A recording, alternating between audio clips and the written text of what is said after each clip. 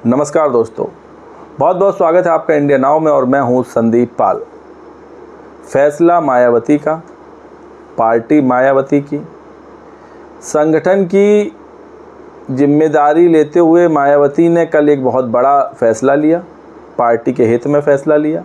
हालांकि कुछ लोग इस फैसले के खिलाफ भी हैं, पार्टी के अंदर भी कुछ लोग हैं जो इस फैसले के खिलाफ हैं, साथ ही समर्थक भी हैं, लेकिन मायावती ने ये फैसला बहुत सोच समझ के लिया। मायावती बहुत दूर की सोचती हैं और उनका जो विज़न है वो बहुत आगे का है। इसी के चलते उन्होंने कल आकाश आनंद को पार्टी के तमाम पदों से विमुक्त कर दिया, जिसमें नेशनल कोऑर्डिनेटर, स्टार प्रचारक और पार्टी के उत्तराधिकारी का पद भी शामिल था। इन तीनों पदों से मायावती ने आकाश आनंद को हटा दिया, जिसके बाद मायावती के इस फैसले पर बहस छिड़ गई है। जिन पार्टियों का बीएसपी से कोई मतलब नहीं है, जिन नेताओं का बीएसपी से कोई लेना देना नहीं है, जिन नेताओं को बीएसपी से दूर दूर तक कोई रख रखाव नहीं है, वो भी इस मसले पर बोल रहे हैं।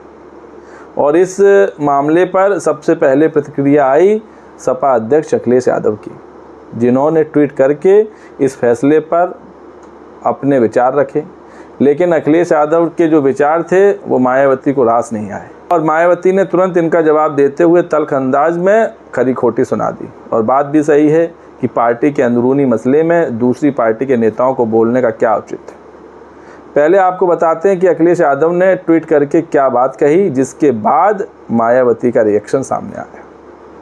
तो ज़रा गौर से सुनिए पहले अखिलेश यादव ने क्या कहा। अखिलेश यादव ने ट्वीट करते हुए कहा कि बसपा ने अपने संगठन में बड़े बदलाव का जो कदम उठाया है वो उनकी पार्टी का आंतरिक विषय है। दरअसल इसके पीछे असली कारण ये है कि बसपा की एक भी सीट आती हुई नहीं दिख रही है। बसपा के अधिकांश परंपरागत समर्थक भी इस बार संविधान और आरक्षण को बचाने के लिए इंडिया गठबंधन को वोट दे रहे हैं। अखिलेश यादव का कहना है कि जो बीएसपी का कोर वोटर है वो इस बार इंडिया गठबंधन के साथ है। और इसके आगे उन्होंने कहा कि बसपा इस बात को अपने संगठन की विफलता के रूप में ले रही है, इसलिए उसके शीर्ष नेतृत्व ने संगठन में इतना बड़ा फेरबदल किया, लेकिन अब बाजी बसपा के हाथ से निकल चुकी है।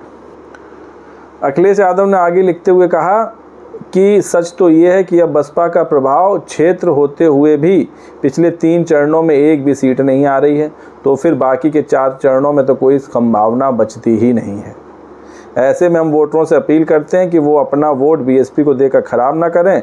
बाबा साहब अम्बेडकर के संविधान को बचाने के लिए हम लड़ रहे हैं और इंडिया गठबंधन के प्रत्याशियों को वोट देकर जिताएं और संविधान के संग आरक्षण को भी बचाएं। संविधान, आरक्षण और अपना मान सम्मान बचाना है तो अपना वोट सपा और इंडिया अलायंस के प्रत्याशियों को देना है। ये बात सपा अध्यक्ष अखिलेश यादव ने ट्वीट करके कहा कि जो बसपा के कोर वोटर हैं वो अपना वोट इंडिया अलायंस को दें या सपा को दें, क्योंकि बीएसपी की एक सीट नहीं आ रही है। वहीं बीएसपी का इस चुनाव में एकदम अलग प्रदर्शन सामने आने वाला है और जितनी सीटें बीएसपी की 2019 में आई थी उसकी डबल सीटें आने वाली हैं, क्योंकि जिस ग्राउंड लेवल पर मायावती ने तैयारी की है उसका असर दिखने लगा है, फिर चाहे वो पहला चरण हो, दूसरा चरण हो, तीसरा चरण हो।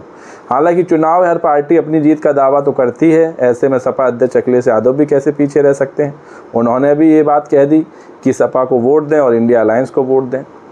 अब अखिलेश यादव के इस रिएक्शन के बाद मायावती ने भी ट्वीट का जवाब ट्वीट से दिया। उन्होंने कहा कि सपा का चाल, चरित्र, चेहरा हमेशा की तरह आज भी दलित, अति पिछड़ा और संविधान में इनको दिए गए आरक्षण आदि के अधिकारों की विरोधी पार्टी का है।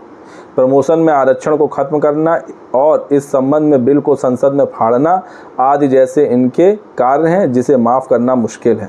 साथ ही बसपा सरकार द्वारा बहुजन समाज में जन्मे महान संतों, गुरुओं, महापुरुषों के आदर सम्मान में उनके नाम पर यूपी में बनाए गए जिलों, पार्कों, विश्वविद्यालयों आदि के नाम को जातिवादी सोच के कारण बदलना सपा सरकार के ऐसे कृत्य हैं जो इतिहास में काले कारनामे के रूप में दर्ज हैं।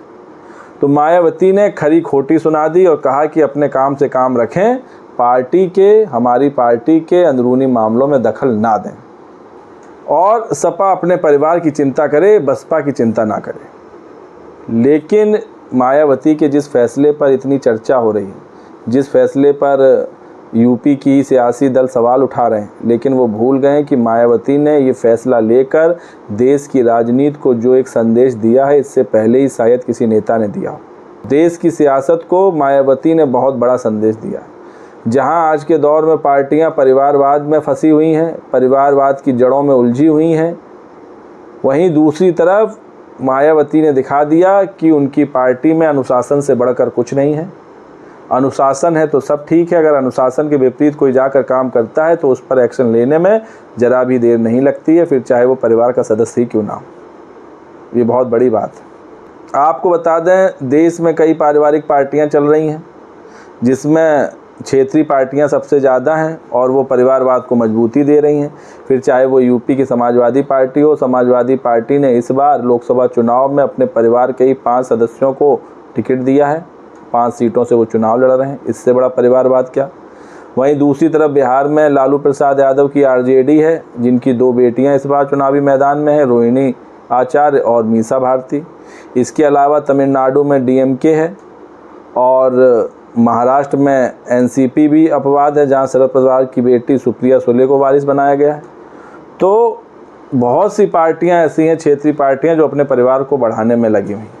हालांकि जब मायावती ने अपने भतीजे को नेशनल कोऑर्डिनेटर और पार्टी का उत्तराधिकारी बनाया था, तब सवाल उठे थे कि क्या मायावती भी परिवारवाद की राह पे चल रही हैं, जो उन्होंने अपने भतीजे को पार्टी का उत्तराधिकारी बना दिया। लेकिन मायावती ने तब भी कहा था कि अभी वो आकाश आनंद को ट्रेनिंग दी जा रही है, उनको सियासत के गुर सिखाए जा रहे हैं और अगर उसमें वो विफल होते हैं तो उनको अलग भी किया जा सकता है। और ऐसा ही हुआ। जब मायावती को लगा कि आकाश आनंद राह से भटक रहे हैं तो उन्होंने तुरंत उनसे वो सभी दायित्व वापस ले लिए। हालांकि भविष्य की राह मायावती ने नहीं रोकी। उन्होंने कहा है कि आकाश आनंद को अभी और ट्रेंड किया जाएगा और जब पूरी तरह वो मैच्योर हो जाएंगे तब उनको पार्टी में अन्य पदों की जिम्मेदारी दी जाएगी। तो आकाश आनंद के लिए अभी ये सीखने का दौर है और इसी पर जो तमाम नेता हैं, सियासी पार्टी हैं, वो सवाल खड़े कर रहे हैं।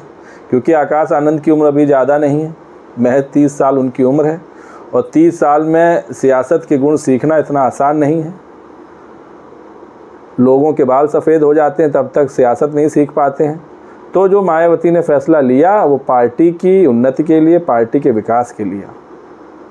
और इससे पहले एक बार जब आकाश आनंद के पिताजी को भी बड़ी जिम्मेदारी मिली थी तो एक बार मायावती ने उनसे भी जिम्मेदारी छीन ली थी। हालांकि बाद में फिर उन्हें जिम्मेदारी दी गई। तो पार्टी में सीखने सिखाने का दौर चलता रहता है और इसी राह पर आकाश आनंद चल रहे हैं। तो मायावती के इस फैसले की जो लोग आलोचना कर रहे हैं उनको एक बार सोचना चाहिए कि ये पार्टी के हित में लिया गया फैसला है। वहीं मीडिया रिपोर्ट में कुछ ऐसी खबरें आ रही थी कि मायावती को लगने लगा था कि आकाश आनंद का कद बहुत जल्द उनसे ऊपर जा सकता है। इसी के चलते उन्होंने उनको जिम्मेदारियों से पीछे खींच लिया और उनको सभी पदों से विमुक्त कर दिया। लेकिन ऐसा है नहीं। मायावती का कद और आकाश आनंद के कद में कोई समानता है ही नहीं। आकाश आनंद अभी 20 साल भी राजनीति कर लेंगे तब भी मायावती के कद को नहीं छू पाएंगे, क्योंकि मायावती जो राजनेता बनी हैं और जो सियासत की सीढ़ियां उन्होंने चढ़ी हैं वो संघर्ष के बलबूते चढ़ी हैं और इसके पीछे उन्होंने लंबा संघर्ष किया है, तब जाके उन्होंने बीएसपी को इतना मजबूत किया है। तो जो लोग मायावती के इस फैसले पर सवाल उठा रहे हैं उनको एक बार अपने गिरेबान में भी देखना और झांकना चाहिए। तो दोस्तों, मायावती के इस फैसले पर आप क्या सोचते हैं, आपकी क्या राय है, कमेंट्स करके बताइए। वीडियो पसंद आया हो तो चैनल को लाइक, शेयर और सब्सक्राइब करना ना भूलिए। तब तक के लिए नमस्कार।